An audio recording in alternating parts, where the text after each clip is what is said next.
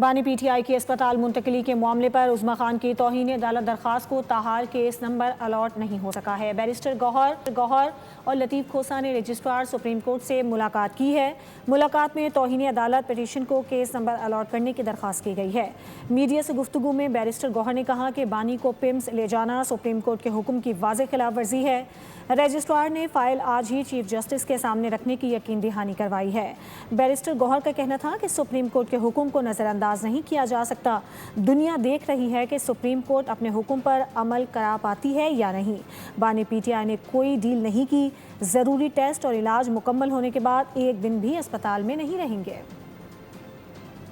بڑا سمپل، ہم کوئی سیاست نہیں کرتے، بڑا سمپل کہ خالد صاحب کی صحت پہ لائٹلی نہ لو۔ آپ صحت سے بارے میں لائٹ لیں گے تو یہ مزید ایسا نہیں چل سکتا۔ 10 مہینوں سے ملاقاتیں بندے، بہنوں کی ملاقاتیں بندے، فیملی کی ملاقات بندے، فروری 2025 سے لیڈرشپ کی ملاقات بندے۔ یہ انتہائی غیر انسانی سلوک ہے۔ ہم سپریم کورٹ کے آئے تھے اور ہم نے کہا تھا ہمارا آرڈر امپلیمنٹ کریں۔ وہ جس طریقے سے بھی وہ امپلیمنٹیشن آج بھی ہوئے اور ہم سپریم کورٹ کو کہہ رہے ہیں کہ وہ ہماری آرڈر کو امپلیمنٹ کریں۔ دیکھو، پارٹی کس نے پارٹی ہونا ہے، یہ وکلاء کا کام ہے۔ وکلاء کس کو پارٹی بنائے کس کو نہ بنائے، ہمارا آرڈر امپلیمنٹ ہونا ہے اور آرڈر امپلیمنٹ۔ سبسکرائب کریں اور بیل دبائیں تاکہ کوئی خبر رہ نہ جائے۔